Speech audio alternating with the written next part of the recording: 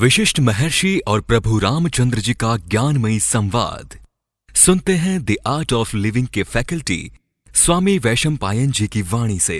अगर आपने अभी तक इस चैनल को सब्सक्राइब नहीं किया है तो इसे जरूर सब्सक्राइब करें और सब्सक्राइब करने के बाद बेल आइकन को भी जरूर दबाएं। जय गुरुदेव। योग वशिष्ठ के अगले एपिसोड में आप सबका बहुत बहुत स्वागत है। पिछले एपिसोड में हमने एक ब्रह्म से उत्पन्न जो व्यक्ति हुआ था उसकी कहानी देखी थी और उसमें महर्षि वशिष्ठ जी यही कह रहे, ब्रह्म से जो उत्पन्न व्यक्ति है वह और कुछ नहीं बल्कि हमारा अहंकार है। और वह अहंकार कैसे आकाश को यानी ब्रह्म तत्व को अपनी संपदा समझता है, उसकी सुरक्षा करना चाहता है। एक कमरे में एक मकान बनाकर, फिर एक कुआं खोदकर। तो हमारा शरीर, हमारा अहंकार ऐसे समझता है मैं शरीर के माध्यम से उस ब्रह्म का वह उसको प्रोटेक्ट करूँगा, उसको सुरक्षित रखूँगा। और जब यह शरीर नष्ट हो जाता है तो दुखी होता है, उसे लगता है हमारा आत्मा ही मर गया या खो गया। बहुत ही सुंदर कहानी थी, आगे देखते हैं आज। वशिष्ठ जी ने आगे कहा, एक समय की बात है, एक राजा था, उसका नाम विपश्चित था। उसके 4 मंत्री उसके राज्य की चारों सीमाओं की रक्षा करने के लिए नियुक्त थे। एक दिन एक ज्ञानी व्यक्ति वहां आया और उसने सूचना दी, पूर्वी सीमा का रक्षक मंत्री मर गया है। अभी और एक कहानी बता रहे विपश्चित राजा की। तो क्या बता रहे, उसके पास 4 मंत्री थे, तो 4 दिशाओं की जो सीमाएं थी वहाँ पे उनको दिया था काम क्या कि सुरक्षा करो सीमाओं की। तो फिर कुछ दिनों के बाद एक राज्य के ओर से एक ज्ञानी व्यक्ति वहाँ आया और उसने सूचना दी कि पूर्वी सीमा का रक्षक मंत्री मर गया है। जिसको पूर्वी सीमा की जिम्मेदारी दी थी वह रक्षक मर चुका है। दक्षिण सीमा की रक्षा करने वाले मंत्री पूर्वी सेना की रक्षा के लिए आगे आया तो वह भी मर गया। उसके बाद दक्षिण सीमा का जो रक्षक था वह मंत्री आगे आया पूर्व सीमा की रक्षा करने के लिए तो वो भी मर गया। और जब पश्चिमी सीमा का मंत्री दक्षिण सीमा मंत्री के सहायता के लिए दौड़ा आया तो वो भी मर गया। फिर पश्चिम सीमा का मंत्री दक्षिण सीमा की सहायता, उसने सोचा सहायता करूं, वो वहां पे दौड़ा चला आया, वो भी मर गया। ठीक समय पर उत्तरी सीमा का रक्षक मंत्री वहां प्रविष्ट हुआ। उसने राजा का अभिवादन किया और कहा, नगर को शत्रु सेना ने घेर लिया है, केवल आप में ही शत्रु को नष्ट करने की शक्ति है। उत्तरी सीमा का जो मंत्री था, जो रक्षा करने के लिए उसको जिम्मेदारी दी गई थी, वो वहां पे आया और उसने कहा कि हे राजा, अभी आप ही एक हो, क्योंकि चारों ओर से तो शत्रुओं ने घेर लिया है। अब इस राज्य की रक्षा करने के लिए एक ही सक्षम कोई मुझे दिखाई दे रहा है, वह आप हो। रणभूमि जाने से पहले राजा ने हवन किया और प्रभु से प्रार्थना की, हे देव, आज मैं अपना शीस आपको चढ़ाता हूँ। 4 शक्तिशाली प्राणी उत्पन्न हो जो शत्रु सेना पर विजय प्राप्त करे। राजा ने अपना सिर कलम कर दिया और तत्क्षण 5 तेजस्वी प्राणी हवन की अग्नि से प्रकट हुए। इंटरेस्टिंग कहानी है। राजा रणभूमि में जाने वाला था, उसके पहले उसने हवन किया, देवताओं को आह्वान किया और कहा कि मैं मेरा सिर आप पर चढ़ाता हूँ और ये सिर मैं जब आप पर चढ़ाता हूँ, मैं चाहता हूँ कि एक 4 ऐसे तेजस्वी प्राणी आए हवन से और वो ये सारी जो मेरी सीमाएं हैं उनकी रक्षा करे, उन पर प्राप्त करे। राजा ने अपना सिर तो कलम कर दिया, तत्क्षण 5 तेजस्वी प्राणी हवन से उत्पन्न हुए। यह स्पष्ट था कि उन पर सेना द्वारा किसी भी साधन से विजय पाना असंभव था।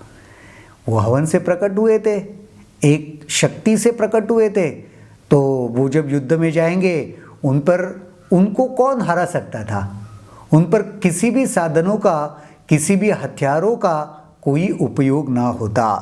फिर चाहे वह क्षेप्यास्त्रों का प्रयोग करे, मंत्रों के अथवा नशीले पदार्थों आदि का ही। उन्होंने अग्नि देवता से प्रार्थना की कि वे ब्रह्मांड की हर वस्तु देख सके जिसे वे देखना चाहते हैं। वो इतने शक्तिशाली थे, उन पर किसी भी अस्त्र शस्त्र का कोई असर नहीं, ना कोई मंत्र का, अग्नि का, किसी चीज़ का असर नहीं होने वाला था।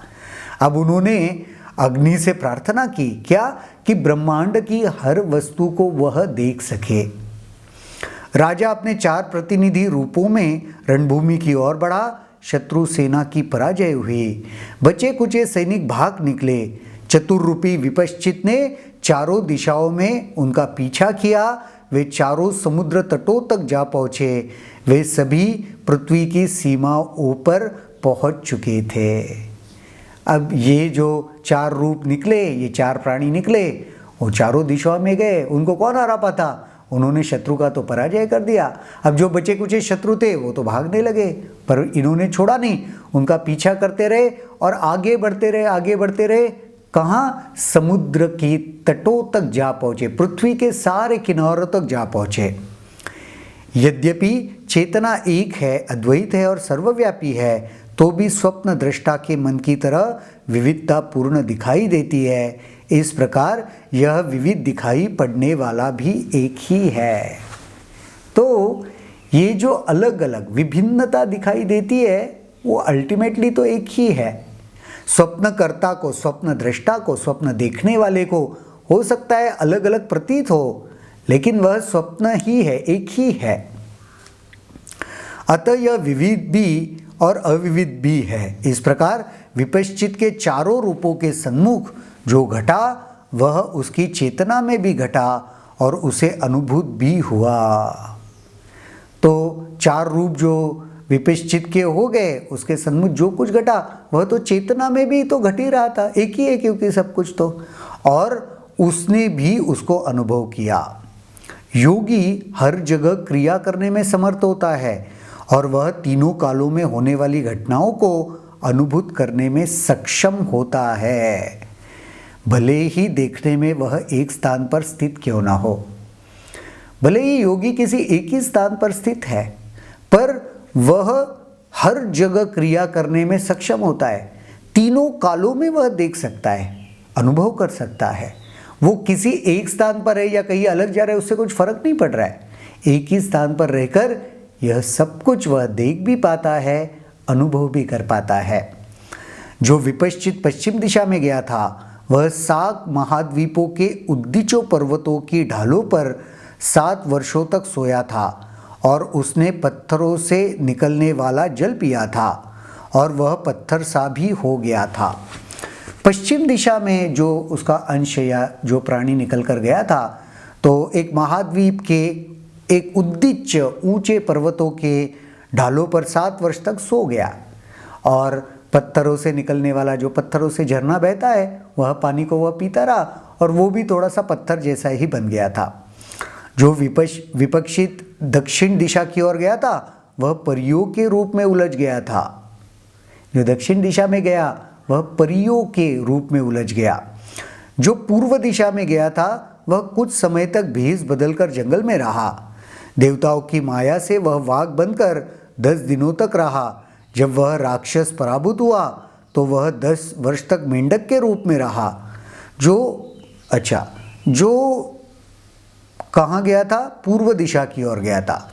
वो कुछ समय भेष बदलकर जंगल में रहा, फिर देवताओं की माया की वजह से बाघ बन गया और वहाँ पर 10 दिनों तक रहा। जब वह पराभूत हो गया तो मेंढक बन गया और फिर मेंढक के रूप में 10 वर्ष तक रहा। जो विपश्चित उत्तर दिशा में गया था वह 1000 वर्ष तक अंधकूप में पड़ा रहा। जो विपश्चित पश्चिम दिशा गया था उसने देवता बनने का विधि सीख ली और फिर वह देवता बनकर 14 वर्ष तक रहा। जो पश्चिम उत्तर दिशा में गया था वो तो 1000 वर्ष तक अंधकूप में पड़ा रहा, अंधकार कूप, कुएं में पड़ा रहा। और जो पश्चिम की दिशा गया उसने देवता बनने का विधि सीख लिया और फिर वह देवता बन गया और फिर वह 14 वर्ष तक रहा। उपयुक्त समय पर उन चारों ने एक दूसरे का उद्धार किया। फिर एक समय आने पर, योग्य समय आने पर उन चारों ने एक दूसरे का उद्धार किया। बड़ी दिलचस्प कहानी ये लग रही है। अभी तो हमने सिर्फ कहानी देखी, हो सकता है इसको अगले एपिसोड में महर्षि वशिष्ठ जी खुद ही डिकोड करें कि इस सब का मतलब क्या है और इसका अर्थ क्या होता है। देखते हैं, मुझे भी पता नहीं। आज के एपिसोड में तो लेकिन यहीं पर रुकते हैं, अगले एपिसोड में देखते हैं और क्या होता है। तब तक के लिए जय गुरुदेव। अगर आपके इस वीडियो को लेकर कुछ सवाल हैं तो कमेंट सेक्शन में जरूर लिखें, जिसके ऊपर हम आने वाले वीडियोस में चर्चा करेंगे।